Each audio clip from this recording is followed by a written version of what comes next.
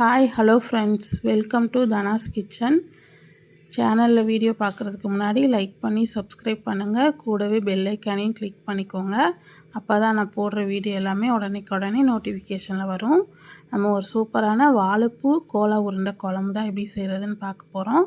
நம்ம சேனலில் வாழைப்பூ உருண்டை குழம்பு, பருப்பு உருண்டை குழம்பு பார்த்துருப்போம். இது வந்து கோலா உருண்டை குழம்பு. இது செய்கிறதுக்கு ஒரு பாத்திரத்தில் 1 கப் அளவுக்கு தண்ணி கொதிக்க வச்சுருக்கேன். அதில் நம்ம க்ளீன் பண்ணி எடுத்து வச்சுருக்க வாழைப்பூவை சேர்த்துடலாம். சேர்த்துட்டு இது வந்து ஒரு 5லேருந்து 10 நிமிஷம் நல்லா வெந்து வரணும். இந்த தண்ணியெல்லாம் கொஞ்சம் ட்ரை ஆகிறதுக்கு. இதில் வந்து ஒரு அரை டீஸ்பூன் அளவுக்கு உப்பு, அரை டீஸ்பூன் மஞ்சள் தூள் போட்டு நம்ம வேக வச்சு எடுத்துக்கலாம். தண்ணி ரொம்பவே கம்மியாக வச்சு வேக விடுங்க. இப்போ வாழைப்பூ வந்து கொஞ்சம் நல்லாவே வெந்து வந்துட்டுருக்கு. இப்போ இது நல்லா வெந்ததும் நம்ம இதை வந்து ஆற வச்சு நம்ம அரைச்சி எடுத்துக்க போகிறோம். இது ஒரு சைடு ஆறட்டும்.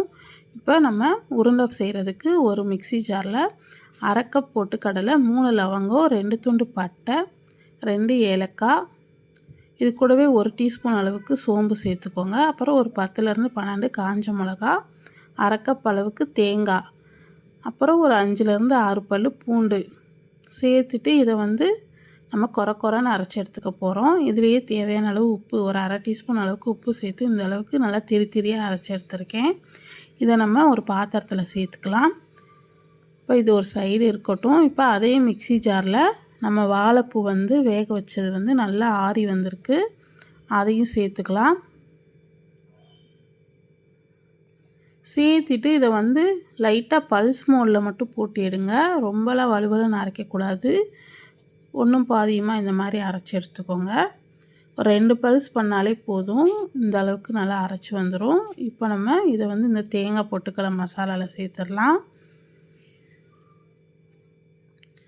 சேர்த்துட்டு இது கூடவே ஒரு பெரிய வெங்காயத்தை நல்லா பொடியாக கட் பண்ணி வச்சுருக்கேன், அதையும் சேர்த்துக்கோங்க. அப்புறம் ஒரு கைப்பிடி அளவுக்கு கொத்தமல்லி கட் பண்ணி வச்சுருக்கேன், அதையும் சேர்த்துக்கலாம். சேர்த்துட்டு இதை வந்து நல்லா நம்ம கலந்துக்கலாம். இப்போ கலந்துட்டு உங்களுக்கு விருப்பமான அளவில் உருண்டை பிடிச்சி எடுத்து வச்சுக்கோங்க.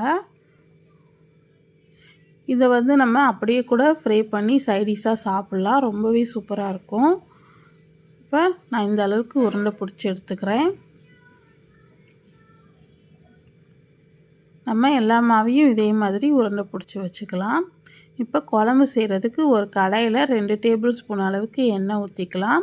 எண்ணெய் சூடானதும் 2 துண்டு பட்டை, 2 ஏலக்காய், 2 கிராம்பு, ஒரு அன்னாசிப்பூ, 1 டீஸ்பூன் சோம்பு, கொஞ்சம் கருவேப்பிலை போட்டு இது நல்லா பொரிஞ்சதும் ஒரு 2 வெங்காயத்தை பொடியாக கட் பண்ணி வச்சுருக்கேன், அதையும் சேர்த்துட்டு நல்லா கோல்டன் ஃப்ரை ஆனதும் 1 டீஸ்பூன் அளவுக்கு நம்ம இஞ்சி பூண்டு பேஸ்ட் சேர்த்துட்டு பச்சை வாசனை போக வதக்கிக்கலாம்.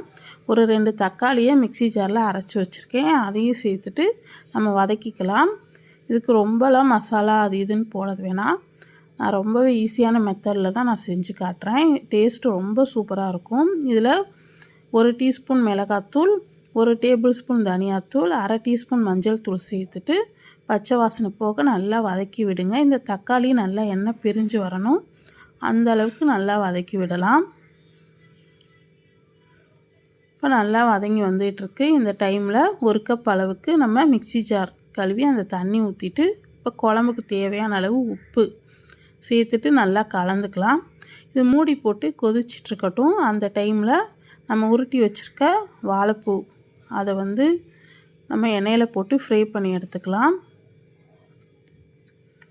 உருண்டை போட்டுட்டு ரொம்ப கரண்டி வச்சு கிளறாமல் இந்த மாதிரி நான் பண்ணுற மாதிரி பண்ணுங்கள். இப்போ குழம்பு வந்து நல்லா எண்ணெய் பிரிஞ்சு கொதிச்சிட்டு ரெடி ஆகிட்டுருக்கு. இதில் ஒரு அரை முடி தேங்காவை அரைச்சி பால் எடுத்து வச்சுருக்கேன், அதை சேர்த்துக்கலாம். சேர்த்துட்டு நல்லா கலந்து விடுங்க.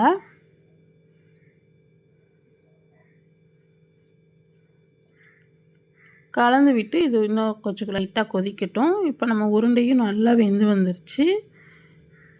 தேங்காய் ஊற்றி ஒரு கொதி வரவுமே நம்ம அடுப்பை ஆஃப் பண்ணிடலாம். குழம்பு வந்து கொஞ்சம் தண்ணியாக இருக்க மாதிரி வச்சுக்கோங்க. இந்த உருண்டை போடவும் உருண்டை வந்து தேங்காய் பால்லாம் நல்லா உறிஞ்சிட்டு குழம்பு வந்து கொஞ்சம் நல்லா கெட்டியாகிடும். இப்போ அடுப்பை ஆஃப் பண்ணிவிட்டு நம்ம பொரிச்சு வச்சுருக்க உருண்டையெல்லாம் ஒவ்வொன்றா சேர்த்துக்கலாம்.